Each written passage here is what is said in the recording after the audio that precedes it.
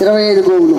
ఈ రోజున మనం ఎలా అయిపోయిందంటే మన పరిస్థితి, హిందువుల పరిస్థితి, గుళ్ళ దగ్గరికి వెళ్ళి గోవులు కాళ్ళు మొక్కి గోవు కింద నుంచి వెళ్ళి ప్రదక్షిణాలు చేయండి, దక్షిణ ఇవ్వండి అంటే ఇచ్చే పరిస్థితికి వచ్చారు. కానీ రోడ్ల మధ్య తిరిగే గోవులను కానీ వాటిని పట్టించుకునే పరిస్థితి లేదు. మనం తెల్లారు లేస్తే దేవుడికి పడి దండాలు పెడుతూ ఉంటాం.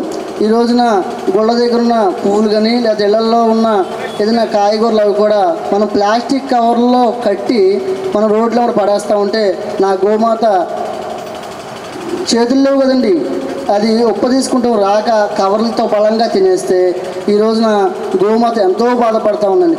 నాకు తెలిసిన చల్లపల్లి దగ్గర ఒక డాక్టర్ గారు చెప్తా ఉన్నారు, ఈ మధ్యకాలంలో గోవు ఇబ్బంది పడుతూ ఉందని చెప్పి దాన్ని కడుపుకు వచ్చి చూస్తేనండి ఎన్నో ప్లాస్టిక్ వ్యర్థాలండి. అది మాటలతో చెప్పలేమండి, మాటలతో చెప్పాలంటే కళ్ళం నీళ్ళు కూడా వస్తూ ఉన్నాయి. మిత్రులారా, ఈరోజు మనం గమనించాలి, చాలామంది మిత్రులు ఈ మధ్యకాలంలో గోవు ఉంటే మంచిదంట అని మాట్లాడుతూ ఉన్నారు తప్ప గోవుని ఎలా సంరక్షించుకోవాలి, గోవుని ఎలా సాకాలి అని చాలామంది మన హిందువుల్లో తెలియని పరిస్థితి అండి.